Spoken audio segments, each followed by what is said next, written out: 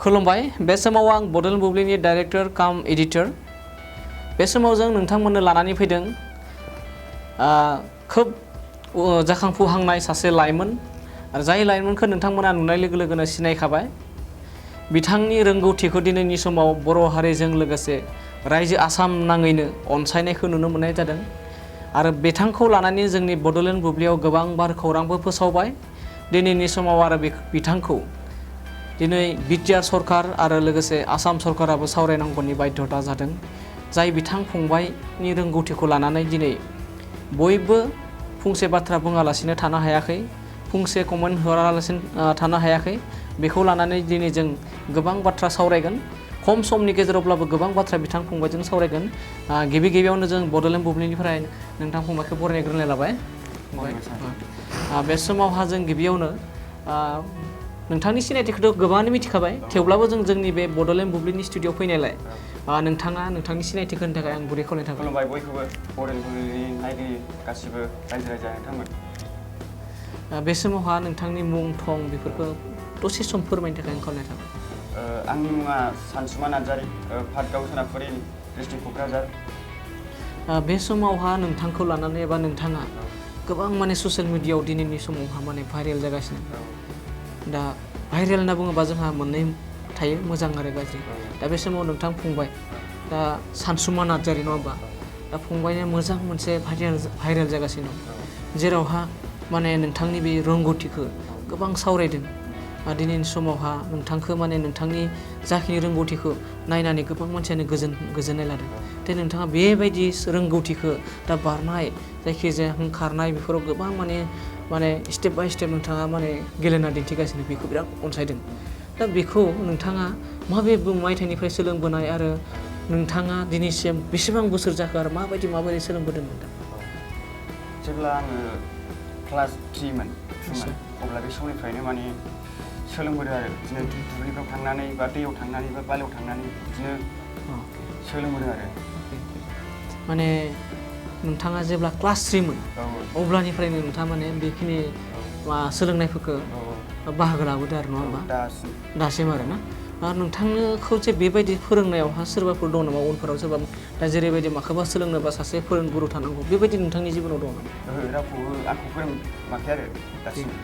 बेबायदि नोंथांखौ जाहाथे रावबो फोरोंनाय माने माबा गैया आरो ना नों गावनो माने माखासे माबाखौ गावनो हारसिंनो खस्थ' खालामनानै बानायदों नंगौ बे समावहा नोंथांमोना बिथांनि खुगाजोंनो खोनाबाय बा फंबाय जोंहा सानसुमा नार्जारि बिथाङा पाटगाव क'क्राझार जिल्ला पाटगावनि सोनापुरि ना होमबा सोनापुरि गामिनि मोनसे आबादारि न'खरनिफ्राय नङा होमबा नोंथाङा सासे मादार फादारा आबादारि नङा होमबा बिथाङा सासे आबादारि न'खरावहा जोनोम जानानै गावनो थाखो 3निफ्रायनो एबा क्लास 3निफ्रायनो बिथाङा बेबायदि बारनाय खेलाफोरखौ माने सोलोंबोदों आरो दिनैनि समाव बिथाङा रावबो बिथांजों फोरोंगुरु गैया गावनो माने गोसो जानानै जाबायदि हागौ बेबायदि सोलोंबोबाय थादों बिथाङा फोरमायदों दा बे समावहा दिनैसिम जे नोंथाङा बेबायदि आवगायबोबाय दा नोंथाङा बेबायदि गोबां जेनेबा थाखा फैसानिबो मदद जायो नङा होमबा दा बेबायदिहै नोंथांखौ नोंथाङा सोरनिबाफ्राय मदद मोनदों नामा? मददआ एसे मोनबोदों मोनबोनाया निस्सय सोरबायदि सुबुंनिफ्राय नोंथाङा मदद मोनबोदों? जेरै जोंनि बिटिआर सरकार जे सार प्रमद बर' सार आरोबाव बिथांनि अनगायै सार बिथांमोननिफ्राय एसे अननाय मोनबोदों आरो अके निस्सय नंगौ बिथाङा फोरमायदों दिनैनि समावहा बिटिआर सरकार होनना बुङोब्ला अकल राजखान्थिल' एबा अनलि राजखान्थिल' गेलेनानै बिथांमोना थायाखै बेखौ जों दिनै फोरमान मोनदों मानो होनबा बिथाङा आथिखालनि सरकार प्रमद बर'नि दैदेननाय बिटिआर सरकारा राजखान्थिजों लोगोसे जौगानायजों लोगोसे ओनसोलनि जौगानायजों लोगोसे सोलोंथाइखौ लानानै खेला गेलेनाय बायदिसिना बिथाङा लाबोनायखौबो नोंथांमोना नुखादों थिग बेबायदिनो फंबायखौबो दिनै लोगो मोननाय जों नोंथांखौ माने माखासे ससियेल मिडियायाव नुनो मोनदों जे बिटिआरनि गाहाय मावफुं सोद्रोमा प्रमद बर' बिथाङा नोंथांखौ लोगो हमदों दा बिथाङा मा फोरमायदों नोंथांखौ? जे सार प्रमद बर' सारा जे आंखौ बुंदों माने बेफोरबायदि मोजाङै सोलोंलां ओरैबायदि जालांनो हागोन ओरैबायदि सापर्ट खालामदों आरो ओरैबायदि हेल्प होगोन होननानै ओरैबायदि सार प्रमद बर'आ आंनिसिम खोथा होदों आरो निस्सय नंगौ बे समावहा दिनै ससियेल मिडियायावहा लोगोसे खौरां बिजोंफोराव नुनो मोनदों दे जा फंबाय सानसुमा नार्जारि बिथांखौ एबा क'क्राझार जिल्ला पाटगाव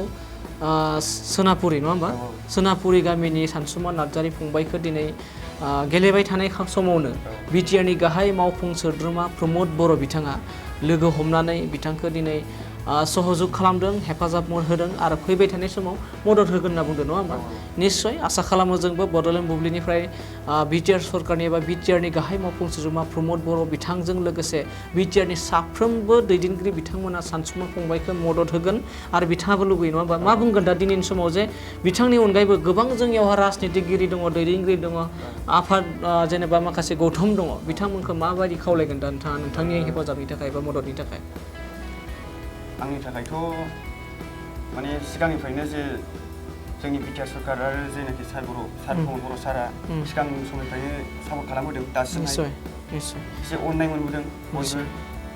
दा फैबाय थानाय समावहा माबायदि खावलायगोन दा सारमोनखौ दा बिटिआर सरकारखौ माने माबायदि मदद लुबैदों नोंथाङा आङो जे जोंनि बिटिआर सरकारखौहाय जोङो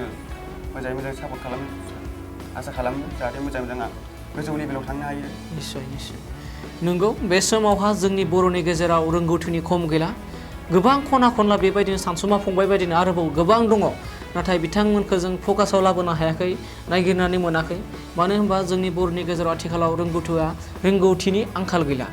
नाथाय मोनसेल' आंखाल बिथांमोनखौ जों फकासाव लाबोनो हायाखै नागिरनानै बिथांमोननि थंफोरखौ जों नागिरनो हायाखै नाथाय दिनैनि समाव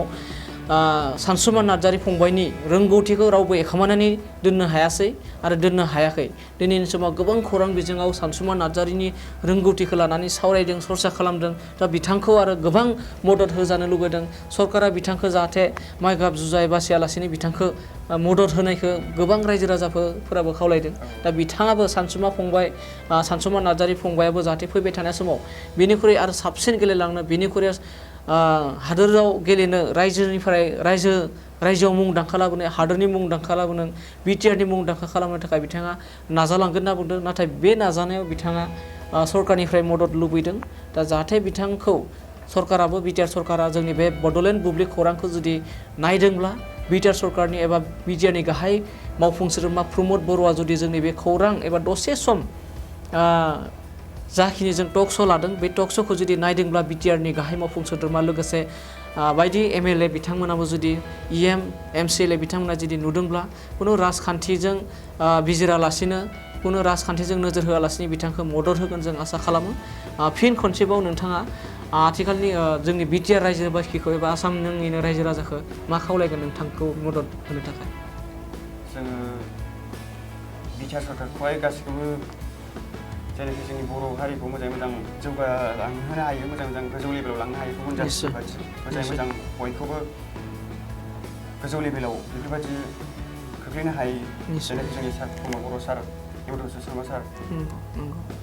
नंगौ बे समाव बिथाङा बेखौनो गले गले बुंदों जेराव बिथाङा बेफोरबायदि खौरां बिजोङाव फैनानै एसेबां बिनो गिबि होनना बुंनांगोन नङा होमबा टक श' बिदि जिरायनाया गोबां माने बिथाङा स्पष्ट बुंनो हायाखैब्ला नाथाय जों बिथांनि गोसोखौ बिथांनि फंसे बाथ्रा जा बुंदों बेयावनो जों हमनो हानांगोन आरो बिथांनि जा फंसे लुबैनाय बै लुबैनाय एबा बिथांनि हास्थायनायखौ जोंनि बिटिआर सरकारा बुजिनांगोन रायजो राजा बुजिनांगोन आरो बुजिखाबाय बिथाङा खोब माने आबादारि न'खरनिफ्राय जोनोम जानानै बेबायदि दुखु खस्थ'जों गोबां खस्थ'जों थाखा फैसानि आंखालब्लाबो बिथाङा गावनि नाजानायखौ गारबोआखै नाथाय बिथांखौ जुदि आरोबाव एसे जुदि सरकारा मदद होयोब्ला बिथाङा आरोबाव जौगागोन बेखौ जों निस्सय आसा थायो आरो आसा खालामनो हागोन मानो होनब्ला दिनैनि समाव सानसुमा नार्जारिया बिथांनि जा गेलेनाय बादायनाय आं बे समावहा आरोबाव नोंथांखौ मोनसे सोंबावनि आं जाखिनि बुंनो थांदोंमोन बेखौ जों इयुनाव फोरमायबावनि दा नोंथाङा जे बे गेलेदों बे गेलेनायनि नामखौ मा बुङो ओरैनो पार्कर बेयावहा मा गेलेनाय थायो ओरैनो नोंथाङा माबायदि गेलेनो हायो मा बुस्थु माने स्पेसियेलि दा हमना ला उल्था बारनाय गोबां रोखोमनि स्टेप दङ नङा होमबा जेरै दा बेयाव मा दङ दा नोंथाङा मा सोलोंनानै रोंगौथि जाना दङ दा सोलोंबोनायाथ' गोबां सोलोंबोबाय गोबां गावखौ रोंबोनायबो मोनबाय आरो एक्सपिरियेन्स मोनबाय एसे दा रोंगौथि हिसाबै नोंथाङा माबेयावहा माने माबेखौ रोङो नों दा आङो दा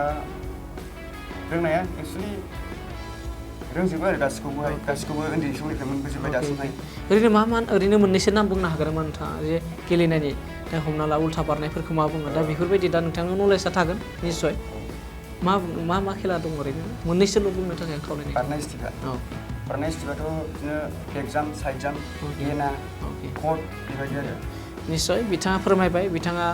बेक जाम्प साइड जाम्प कर्ट बेफोरखौ गासैखौबो बिथाङा साखाफारा आरो रोंगौथि दं नोंथाङा जों साइडआव जिखिनि डिसप्लेआव होदों बिथांनि बारनायखौ नोंथांमोना नुखादों जों डिसप्लेआवबो दिन्थिनाय जादों जे बिथाङा माबायदि गेलेयो बिथांनि गेलेनायखौ नुनानै दिनै गोबां माने खौरां बिजोङाव पर्टेल निउसावनो जा इलेक्ट्रनिक मिडियानो जा जायखिजाया ससियेल मिडिया पेपारफोरावबो बिथाङा फंबाया ओंखारनायखौ जों नुना मोन्दों दा बिथाङा गोबां माने स्टिभनि बारनाय खारनाय गेलेनाय रोंगौथि बिथाङा दं दा जियानो जाया मानो जों खोब खम समावब्लाबो जों बिथांनि साननाय हनाय आरो बिथाङा थाखो 3निफ्रायनो नङा होमबा जेब्ला बिथाङा क'क्राझार पाटगाव सोनापुरि गामियावहा थाखो 3आवहा फरायजेननायनिफ्रायनो बिथाङा बेबायदि बारनाय खारनाय आरो बिथाङा जे मानो होनबा मोनसे सोलोंथाइ लायोब्ला बिनि सिङावहा मोनसे फोरोंगुरु थायो नाथाय बिथांनि जिउआव एबा बिथांनि सोलोंथाइयाव रोंगौथियाव गुरु गैया बिथाङानो गावनो मायाबा मोनसे मबाइलफोराव नायनाय नङा होमबा माखासे गुबुनखौ फल' खालामनानै बिथाङा दुब्लियाव थांनानै दैज्लां बा दुब्लियाव थांनानै मेसेंफोराव बा फिल्डफोराव थांनानै बिथाङा माने बेखिनिखौ सोलोंनानै रोंगौथि दं होनना बुंदों बिथाङा फोरमायदों दा बिथाङा बेबायदि रोंगौथि खालामनानै जोंनि बर' हारिखौ एसेबाबो गोग्गानाय लाबोनो हादों होननानै जों साननांगोन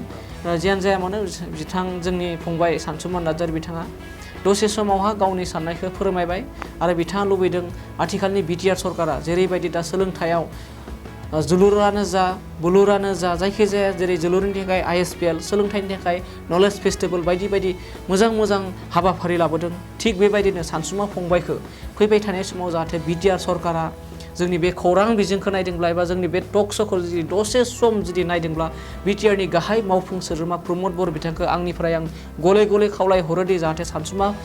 नार्जारी फंबायखौ जौगानायाव मदद होयो रांखावरिनि बेलायावबो मदद होयो जाहाथे बहाबा गेलेनाय आयदायावबो जेरै बिटिआरआवबो जोंहा आलादा स्टेटनि अनगायै स्टेटआवबो दङ जोंहा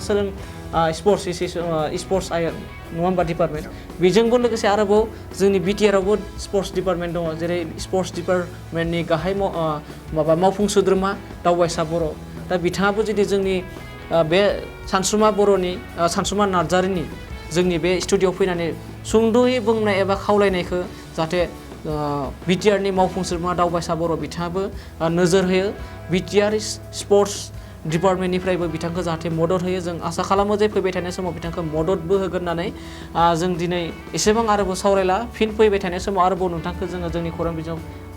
फोसावगोन आरो नोंथांखौ जों जोंनि बड'लेण्ड बुब्लिनिफ्राय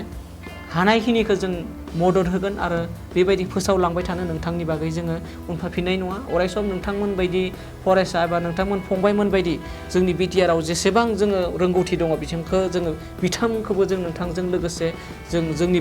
बड'लेण्ड बुब्लि खौरांनि गेजेरजों जों अरायसम फकास खालामनो नाजागोन सरकारनि खाथियाव जों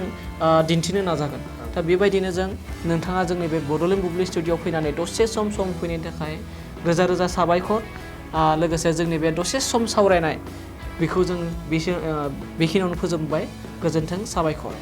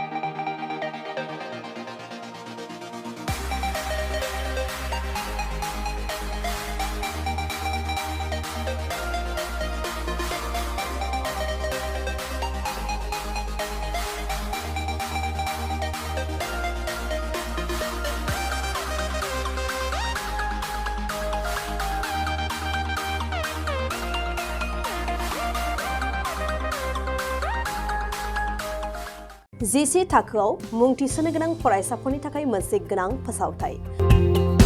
क'क्राझार दा रिलेटिभ पाब्लिक स्कुलाव थाखो 10सिम मुं थिसननाया सोलिगासिनो। साइन्स आरो आर्ट्स मोन्नैबो आयदायाव थाखो 10नि मुं थिसननाया सोलिगासिनो। मुं थिसननायजोंनो लोगोसे साइन्स आयदानि फरायसाफोरनो स्कलारशिप टेस्टनि सुबिदा होनाय जागोन। बेनि गेजेराव फरायसाफोरखौ टप 3 सायख'नाय जागोन। 75% आरो स्कलारशिप टेस्टनि काट अफ मार्क जागोन। टपार जानो हानाय फरायसाफोरा 100% स्कलारशिपनि सुबिदा मोननो हागोन। टपार फरायसाफोरनो क'क्राझार दा रिलेटिभ पाब्लिक स्कुला 2 बोसोरनि बेसेन नाङाजासे सोलोंथाइ लानो सुबिदा होगोन। फैगौ 13 मे खालि फुंनि 10 बाजिनिफ्राय 12 बाजिसिम स्कलारशिपनि टेस्टखौ लानाय जागोन। आबुं मिन्थिनो थाखाय 7086401137 नङाब्ला 9435704380 जानबुं अनजिमा आरो relativepublicschool@gmail.com आवबो जगाजग खालामनो हागोन।